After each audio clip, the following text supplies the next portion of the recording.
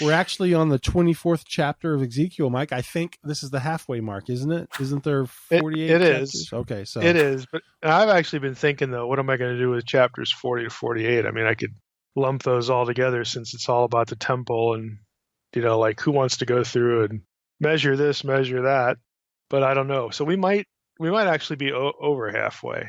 Who knows? I'll have to think. Well, put at some more least thought. chapter-wise, that is. At least, yeah, chapter-wise. Book-wise, we're at the halfway point, so that's good. It's I think we started Ezekiel back in the summer, wasn't it? So this one's going to take so us... after months and months of doomsday messages, we finally get to chapter 24, which is the siege of Jerusalem. So finally, we get to this point where all this stuff Ezekiel's been talking about and saying it's coming. We finally get there with this episode. It's here. All right. Yeah. So let's just jump in. I mean, Ezekiel 24, is the turning point chapter, not just because, it's about the siege of Jerusalem, but when this happens, and since this happens, his message after this chapter is going to change. It's not going to be doom and gloom against Jerusalem. It's going to be a mix of doom and gloom against the enemy nations, the nations surrounding Israel.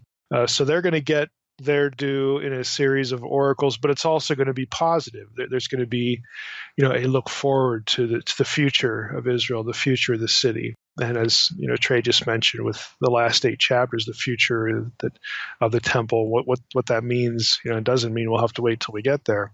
But the message will change after this. This is a hinge point in the whole book. So it's been pretty rough going. Again, if you're listening to these messages, if you're an Israelite sitting in Babylon, hearing about how bad you are and how bad the people back home are, and it's true. Even those who don't want to believe it, they get demonstration of it. And when this chapter takes place, when it comes to fruition, we're going to talk about that in this episode. When this actually, how to correlate what Ezekiel's saying with the actual historical siege of Jerusalem. When the captives get word of that, and they're going to get word of it while Ezekiel is still there, obviously, it's all going to hit home.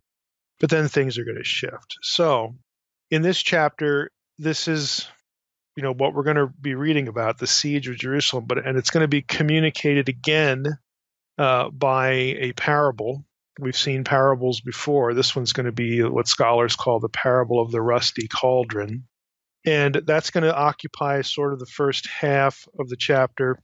And then we're going to get the episode where Ezekiel's wife dies. God takes her life, and how he commands Ezekiel to react and respond, which in a nutshell is don't do any of the traditional mourning stuff, is going to be used as a sign act and illustration of how it's going to be once the city collapses, once the city dies, so to speak, and that's going to be a message, a visualization, and a message for the captives, and that's what they're going to experience. And we actually get, again, word at the end of the chapter that, hey, this is what's going on, this is what's happened. And it's still perspective, though, because it's only in chapter 33 when Ezekiel actually gets word, from someone who's escaped the city, when Ezekiel and the captives actually hear in real time, what happened a considerable amount of time before. But that event is going to be anticipated, that the message from that fugitive that they hear that the city is destroyed, that's going to be mentioned here in this chapter. So the messaging here, though, literarily, in terms of the way the book is arranged, it's still a hinge point. So let's jump into the first verse here. We read, in the 9th year, in the 10th month, on the 10th day of the month, the word of the Lord came to me.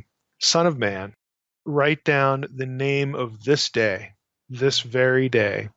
The king of Babylon has laid siege to Jerusalem this very day. So we'll stop there with the first 2 verses. Now we get a chronology here. We get a chronological mark. And scholars have noticed a long time that the date itself given in these 2 verses actually on the surface creates internal contradictions for the way Ezekiel presents the chronology of events elsewhere. Now, to illustrate, sort of get us into what's going on here, I have a selection from Block, his commentary, where he notes the problem. I'm bringing this up, even though this is sort of mundane material. I'm bringing it up for a specific reason that I'll sort of camp out on for a minute or two when we're through what Block says here. But Block writes, on first sight, this literary unit seems to begin predictably enough with the word event formula followed by a date notice. But within the context of the book, the latter, that is the date notice, raises several interpretive problems. First, the formulation of the date, and in other words, that's the way it's actually written. The formulation of the date notice differs from all the other ones in the book. In other words, the wording here is different than when Ezekiel gives us dates elsewhere. In the Hebrew, it's different. Whereas elsewhere, such notices usually follow immediately after, this is Hebrew, vayehi. Vayehi is typically, and it came to pass, or some such rendering like that. Whereas elsewhere, such notices usually follow immediately right after that first term, vayehi, and then precede statements beginning with haya, which is the verb to be. This one breaks up the word event formula appearing, before another Hebrew term, lemor. Again, I'm doing this for a reason, so just hang with me here. Furthermore, whereas every other notice that omits the word for month attaches the preposition bet in directly to the ordinal number, but 24:1 doesn't do that. In Hebrew, I'll just read the verse here. It's Vayehi devar Adonai. So, and it came to pass, the word of the Lord, Eli. Okay, to me, and we're going to pick up the verb, elsewhere you supply some things here. But Vayehi devar Adonai Eli ba shana. So there's our in the year. And then we have ha tesh'it. Okay, we have the 9th year. Ba kodesh, that's the month. Ha asiri, so in the 10th month. Be'esor la kodesh lemor.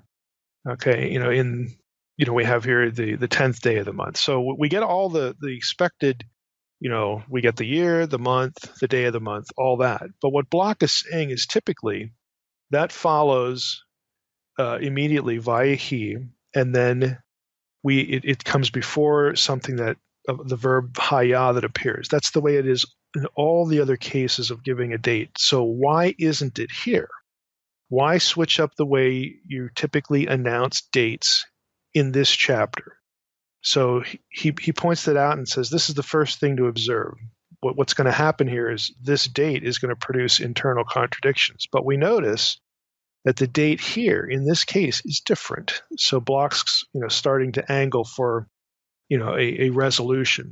The difference in the date formula here is going to be part of the solution. Second, he says, correlating this date with Ezekiel 33, 21, and 22 creates impossible chronological problems inasmuch as the time span between the commencement of Nebuchadnezzar's siege of Jerusalem and the date Ezekiel receives the report that the city has fallen is 5 days fewer than 3 years. So it's almost 3 years in between if you go with this date that he gives us here.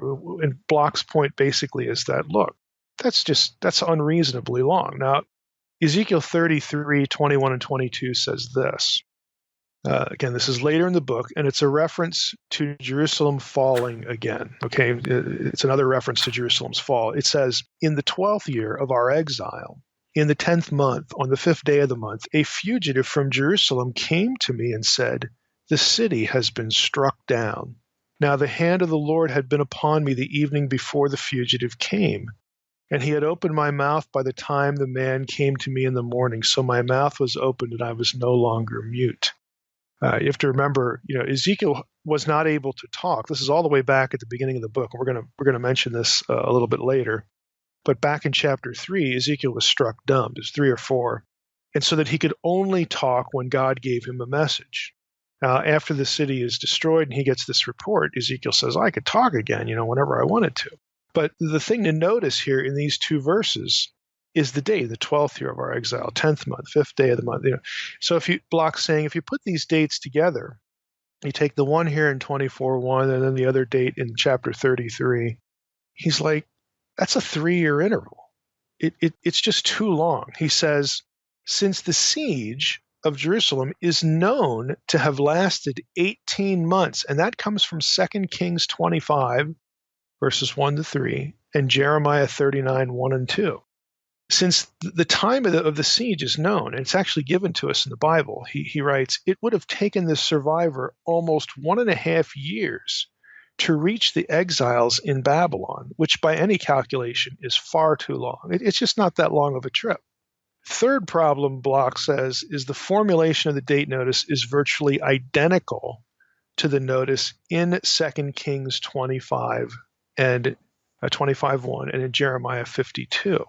So he says, okay, we got 3 things to observe here. The date that we're given creates internal problems, but if we look at how the date's given, we've got to deal with 3 things here. So then a little later in his commentary, he writes this.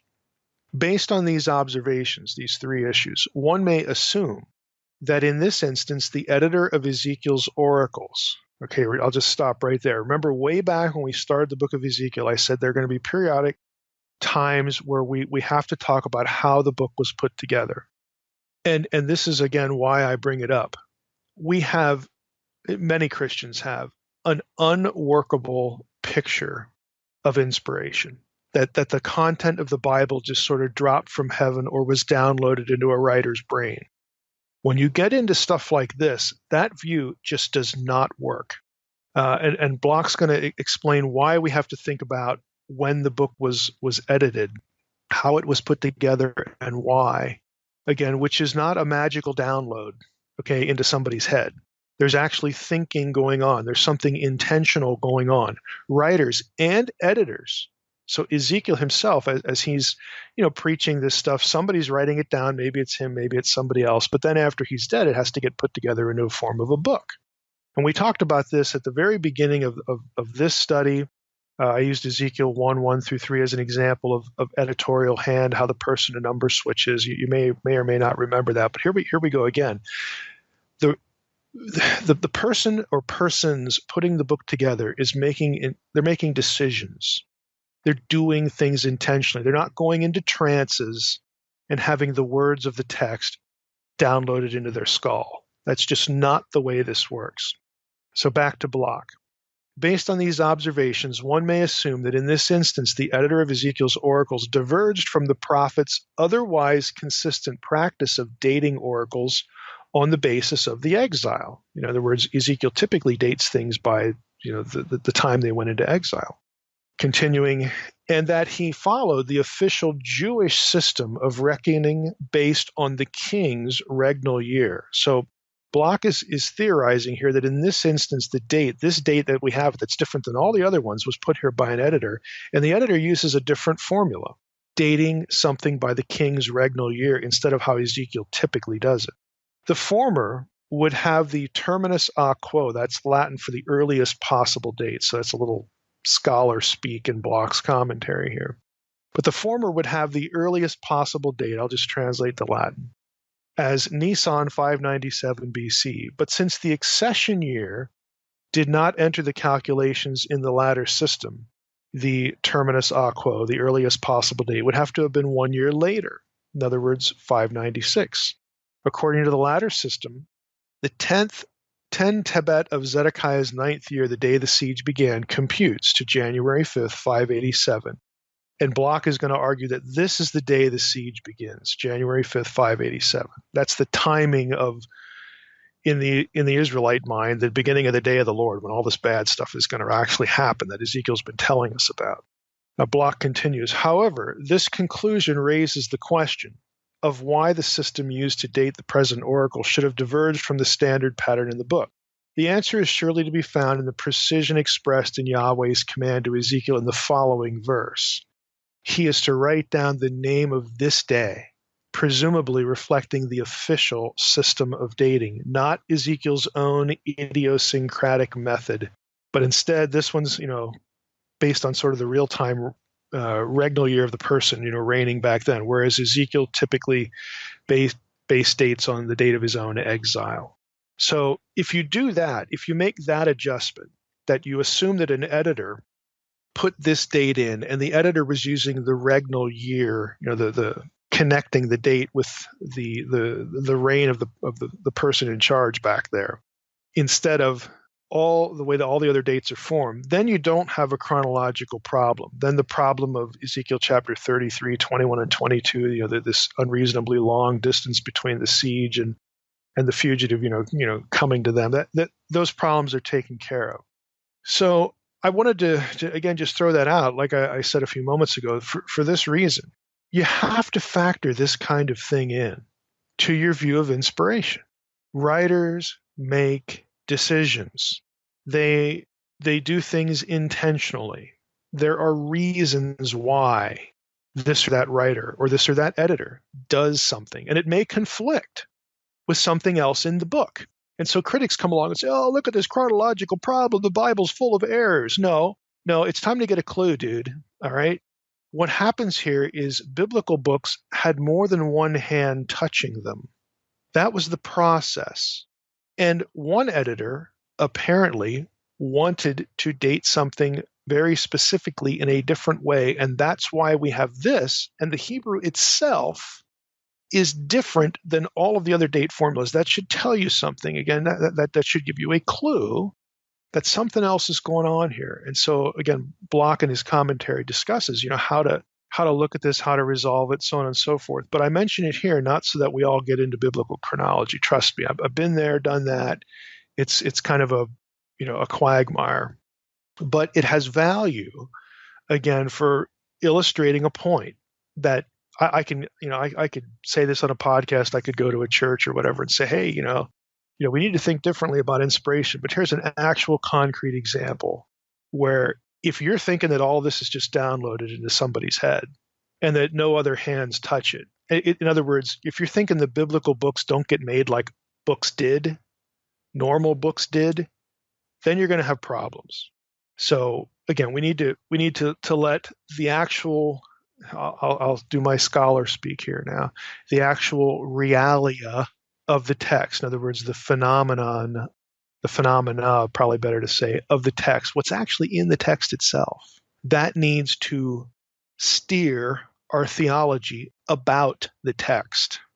Okay, we don't invent our theology and then ignore the text, although that's kind of what happens a lot when people do systematic theology or they talk in theory about inspiration. No, if we're going to say this thing is inspired, we actually have to look at what is actually in the thing and then formulate our doctrine on that basis. So, okay, end of little theological diatribe here. So let's go back to the chapter 24. Now, after that, after he's given the date, God gives him a command. In verse 3, it starts. So I'm going to read verses 3 to, let's see, how far do we want to go? Let's go to verses 3 to 14. All right, so he's going to command Ezekiel something specific. He says, utter a parable to the rebellious house and say to them, thus says the Lord God, set on the pot, set it on, pour in water also, put in it the pieces of meat, all the good pieces, the thigh and the shoulder, fill it with choice bones. Take the choicest one of the flock, pile the logs under it, that is the pot, boil it well, seethe also its bones in it. Verse 6, therefore thus says the Lord God, woe to the bloody city, to the pot whose corrosion is in it, and whose corrosion has not gone out of it. Take out of it piece after piece without making any choice. For the blood she has shed is in her midst. She put it on the bare rock. She did not pour it out on the ground to cover it with dust, to rouse my wrath, to take vengeance. I have set on the bare rock the blood she has shed, that it may not be covered. Therefore, thus says the Lord God, woe to the bloody city. I will make the pile great. Heap on the logs, kindle the fire, boil the meat well, mix in the pieces, and let the bones be burned up. Then set it empty on the coals, that it may become hot, and its copper may burn, that its uncleanness may be melted in it, its corrosion consumed. She has wearied herself with toil. Its abundant corrosion does not go out of it into the fire with its corrosion, on account of your unclean lewdness, because I would have cleansed you, and you were not cleansed from your uncleanness. You shall not be cleansed any more, till I have satisfied my fury upon you. I am the Lord. I have spoken. It shall come to pass, I will do it. I will not go back. I will not spare. I will not relent. According to your ways and your deeds, you will be judged, declares the Lord God.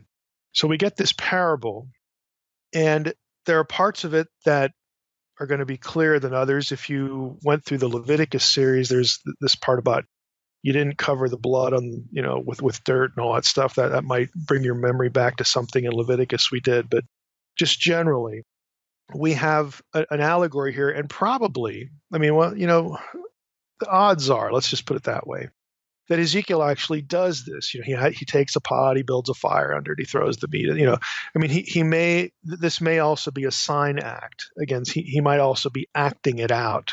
The parable as he's giving it, and then as he's giving it its implications. So that the pot is Jerusalem. We learn that from verse 6. Therefore, thus says the Lord God, woe to the bloody city, to the pot, whose corrosion is in it. So that the pot that has something, there's something corrosive here, or there's some kind of corruption about it. Or is it the corruption of the contents? We'll get to that in a moment. But the pot is Jerusalem. Now, you would think, again, if the pot is Jerusalem, then what's inside the pot is the thing that is corrosive or corrupt. But a lot of commentators go the other direction. So does the meat in the pot symbolize the corruption, or is it the pot itself? There's a question there for interpreters. Now, the reason why there's a difference of opinion, and you'll actually get this difference kind of illustrated in translations, is that for instance, the Septuagint translator takes the Hebrew here, the word that's in the ESV translated corrosion. It's the Hebrew term telah. Okay? The Septuagint translator took the Hebrew there as meaning rust. And so if you have a translator working on a particular English translation and he gets influenced by the Septuagint, the way the Septuagint handles this, then it's going to work out in the English translation that you're going to read what the translator produces and think, oh, there's something wrong with the pot.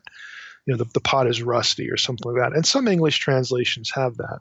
The problem, though, is that verse 11 tells us the pot was made of copper, and copper does not rust.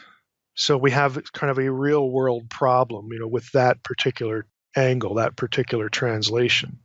Now, that raises the question, well, if it doesn't make a whole lot of sense that the telah, either translated corrosion or rust or corruption or something like that, if it doesn't refer to the pot, then you would think that it has to refer to what's in the pot.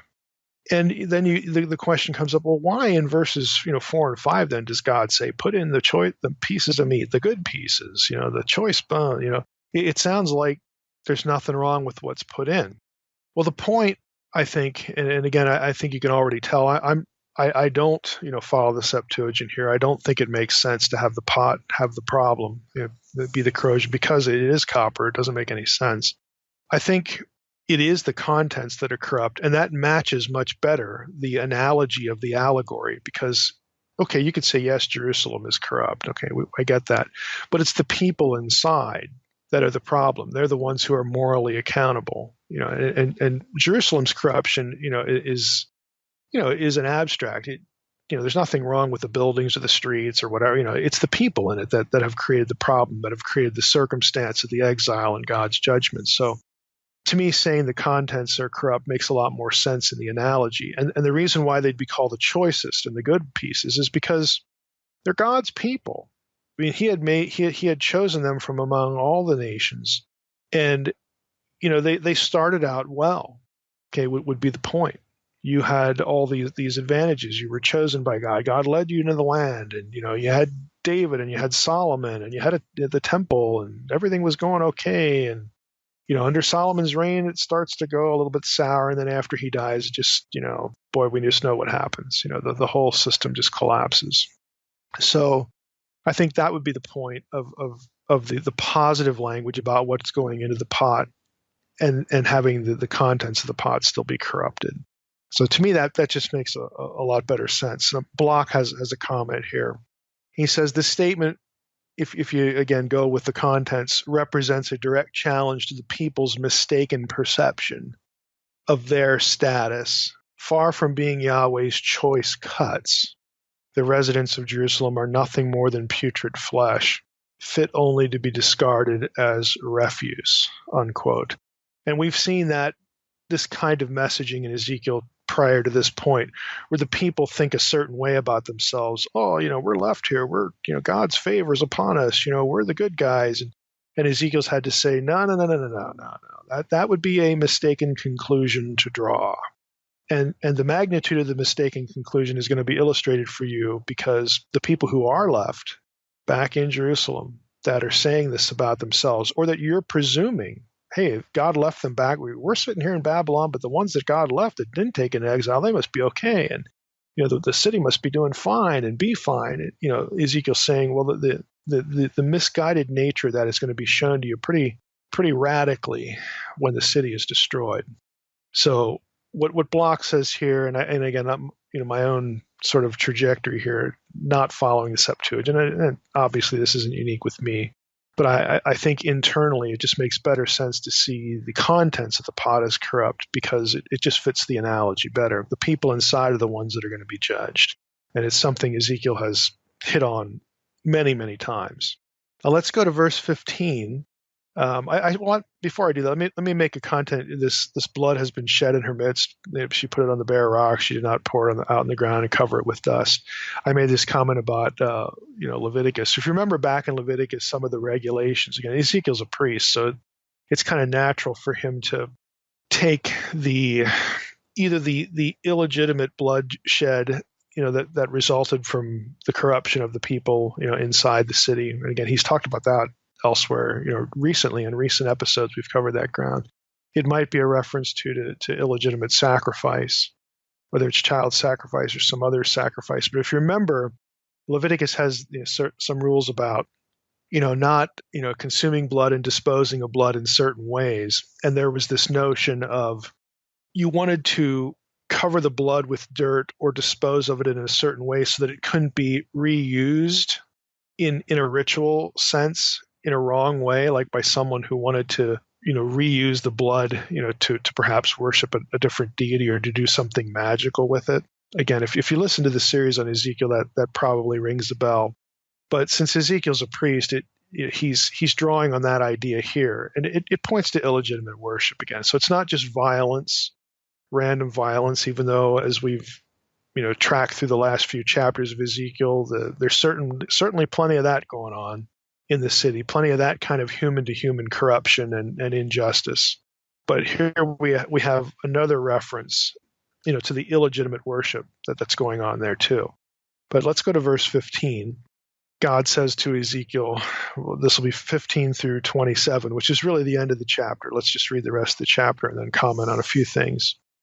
The word of the Lord came to me, Son of man, behold, I am about to take the delight of your eyes away from you at a stroke. In other words, very suddenly. You shall not mourn or weep, nor shall your tears run down. Sigh, but not aloud. In other words, keep it to yourself. Make no mourning for the dead. Bind on your turban and put your shoes on your feet. Do not cover your lips, nor eat the bread of men. So I spoke to the people in the morning, and at evening my wife died. And on the next morning I did as I was commanded. And the people said to me, will you not tell us what these things mean for us, that you are acting thus? Why are you acting this way? Because obviously they would have known that his wife had died.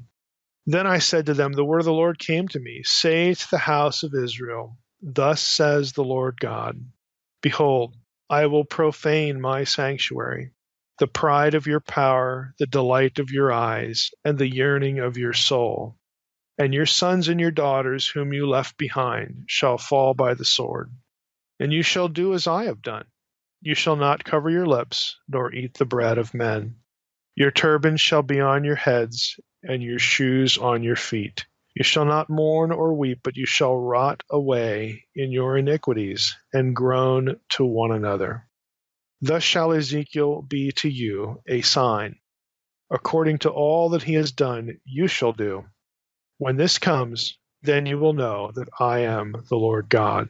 Verse 25, As for you, son of man, surely on the day when I take from them their stronghold, their joy and glory, the delight of their eyes and their soul's desire, and also their sons and daughters, on that day a fugitive will come to you to report to you the news.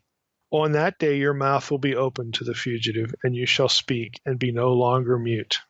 So you shall be a sign to them, and they will know that I am the Lord. That's the end of chapter 24.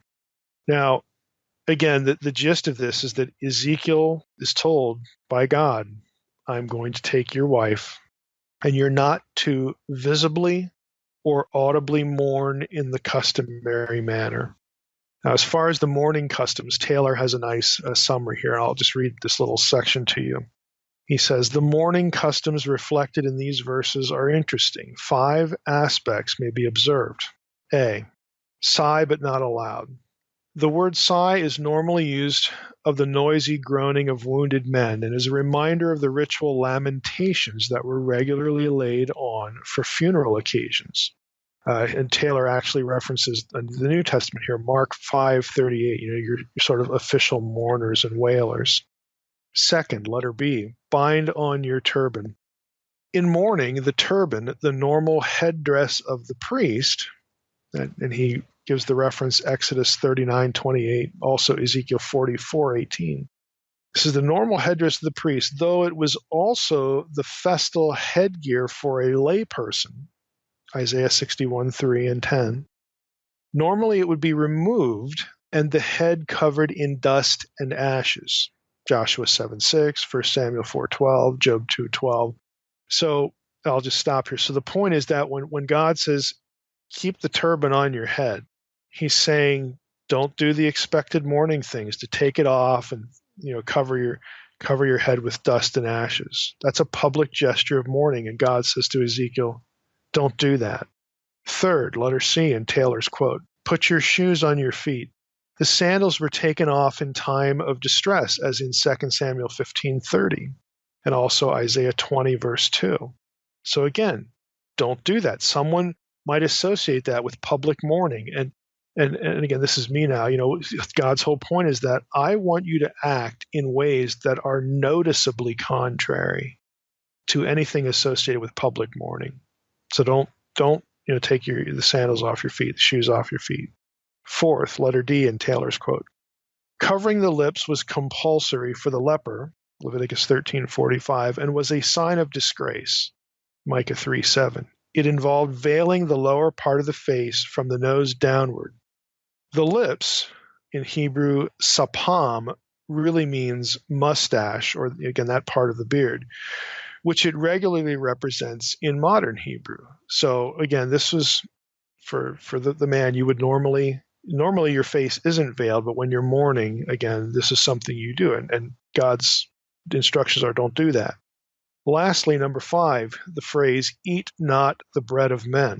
The phrase of men, says Taylor, means ordinary or common, according to its use in Deuteronomy 3:11, Isaiah 8:1, passages like that. So the command here is not to eat ordinary food, in other words, the mourner's funeral meal. He gives another cross-reference here, Jeremiah 16:7. Indeed, it is useful to compare these words with the whole section in Jeremiah 16, verses 5 through 13, where Jeremiah was forbidden by God to enter the house of mourning and was called upon to give his reasons when he was challenged by the people. So you get a similar section in Jeremiah. So when he says, don't eat the food of men, it's, don't eat what's typically eaten as part of a funeral meal, as part of mourning. Don't do anything that could be construed as the normal process of mourning, because in the wake of a death. So that's what Ezekiel's commanded. Now why? The captives in Babylon, obviously, who are hearing this from Ezekiel, they say, well, why? Verse 19. will you not tell us what these things mean for us? Why are you acting this way? And Ezekiel gives his response. Well, the word of the Lord came to me. God gives him his response, and his response is, through the words God gives to him, say to the house of Israel, thus says the Lord God, behold, I will profane my sanctuary, the pride of your power, the delight of your eyes, the yearning of your soul, and your sons and your daughters whom you left behind will fall by the sword. And when that happens, again, to condense it, when that happens, you're gonna do just what Ezekiel's been doing. That's what I want you to do. I want you to behave in your loss the way he's behaving in his loss, because I told him so. And again, that's going to be a sign to you, of this is my loss too. But I don't want, I want it to be the aberration that it is, or that this should have never happened. That Taylor writes here, just as Ezekiel's dearest one had been taken away from him by a single stroke, so the nation was to lose its dearest object, its proud boast, the pride of its power, the desire of its soul. Again, it's going to lose Jerusalem. The people of Jerusalem will lose Jerusalem. They'll lose the temple, and they'll lose their loved ones that are back there. Again, just like Ezekiel loses his loved one, the thing that's dearest to him, God says, I'm going to profane my own sanctuary, because this is the thing that I gave you that was obviously at one point dearest to me and was dearest to you. Because what does the sanctuary indicate? My presence, the presence of the true God on earth among people, his people, the people he had chosen. That's all going away. And again, we've seen this kind of language from God before, where God essentially says, you know what, I'm doing this and I'm good with it. It needs to be done. So I'm not going to be upset. And as a sign to you that I'm not going to be upset, I'm telling Ezekiel when his wife dies to not mourn publicly. And that's what I want. That's how I want you to respond. That's how you should respond. And again, to illustrate both to yourselves and to the rest of the people around you, the whole group there. This is going to be a sign for how, I look at things. And if you agree with me on the necessity, of all this, on the rightness of it, that the fact that you deserve it, this should be the way you act too. But God knows obviously how they look at Jerusalem, the temple, and whatnot, which is again why he uses this language. Then the chapter ends again with this comment about Ezekiel, where he says, on the day, that on the day that this happens, a fugitive will come to you, report to you the news, then your mouth is going to be open.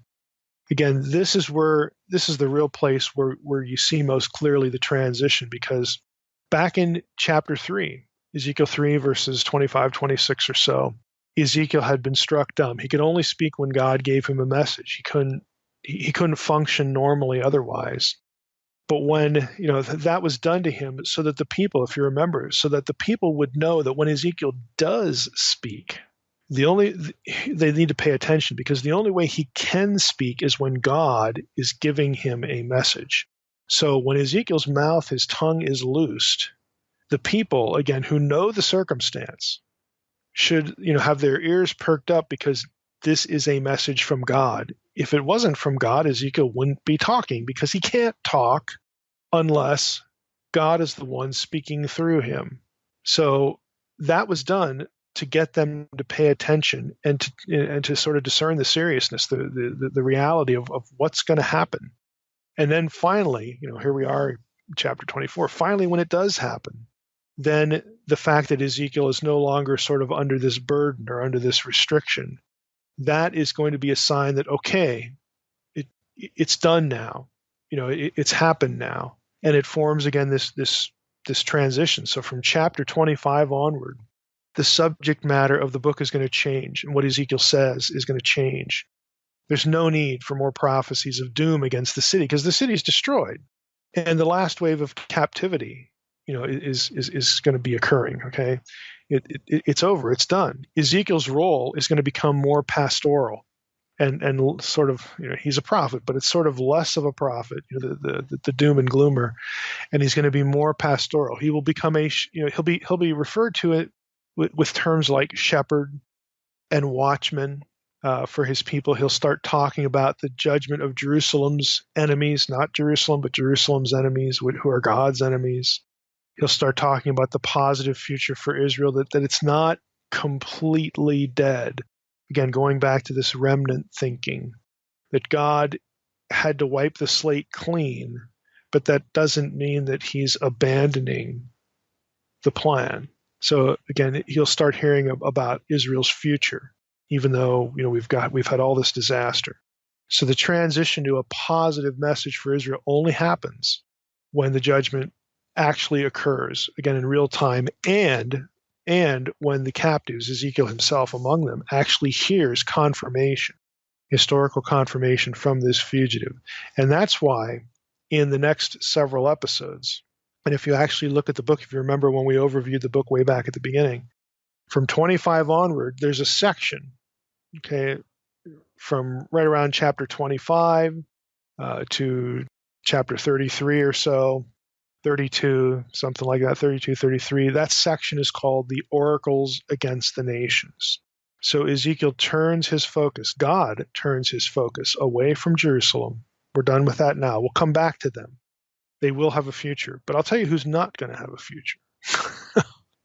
And that's my enemies. Okay, we've judged my people. We've judged Israel. Now we're going to start talking about the enemies. And their judgment is going to have a finality to it that the other doesn't, because we're going to take care of them, and then we're going to start talking about the future. And the future is not going to include them in the sense that they're going to be important empires and important city, and all that kind of stuff. Whenever they're going to be mentioned, it's with this talk of they're going to be turned to Yahweh. Not so much in Ezekiel's book, but in other prophets, you get the same kind of thing. Jeremiah, you have oracles against the nations. And then you have talk about how they're going to bow the knee, the whole every knee shall bow kind of thing going on.